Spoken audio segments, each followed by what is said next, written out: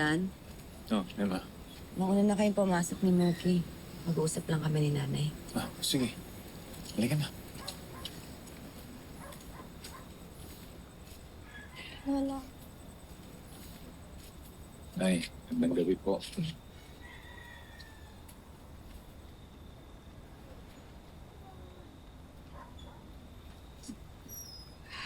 Sabi po ni Wiro, galing ka daw kay Olive.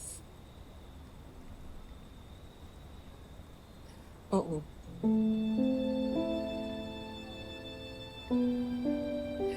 Anak, gusto ko mag-sorry sa'yo. Bakit po, Nay? Kasi kahit gaano kagrabe yung kasamaang ginawa ng kapatid mong si Oli, hindi ko makuha magalit sa kanya. Sorry, anak. Sakit-sakit ngayon nakikita ko na nakakulong siya. Patawarin mo ako kung ganito nararamdaman ko. Ano ka, ha? Nay, naiintindihan ko kung ganyan yung nararamdaman mo. Inaasahan ko na po yan. Anak, total, wala naman nangyaring masama sa ating lahat, di ba?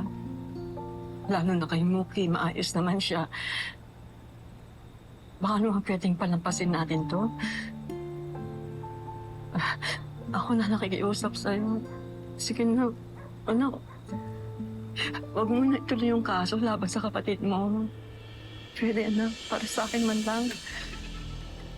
Kayla! Damn you, boss! Pinagmumot mo. Ma'am! Naman ako! Kaya pala nahihirapan ako tuwing nakikita ako na nasasaktan siya kasi anak ko siya. Kung nagawa mo nakawin noon si Baby Kyla, hindi na mangyayari yon. Ngayon ako po si Baby Kyla. May balat ka sa likod ng kaliwang hita mo, Muki. Kahit saglit ko lang nakasama si Baby Kyla, hindi ko makakalimutan yon. Kaya walang duda, ikaw ang anak ko. Nagsisinungaling yung babaeng yan! Ako! Ako ang nanay mo! Hindi! Basta sa tayo niyo! Okay? Yan po ba yung sinabi niya sa inyo, Nay? Kilala natin si Olive. Binibilog lang niya yung ulo mo. Hindi, anak. Sigurado naman ako eh. Sigurado ako magbabago siya. Kapag napagamot na natin yung pag-iisip niya, anak, sigurado ako magbabago siya. Tapos, di mo naiisip, yung pamilya natin, mabubuo. Magiging masaya tayo, anak. Magkakasama kayo, tatlong magkakapatid. Si Jade, si Olive na kapatid mo.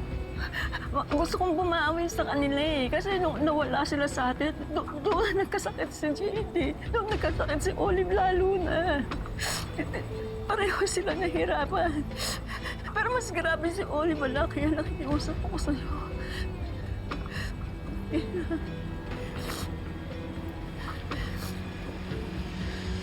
Bakit paghihirap ni Olive yung iniisip niya, Nay?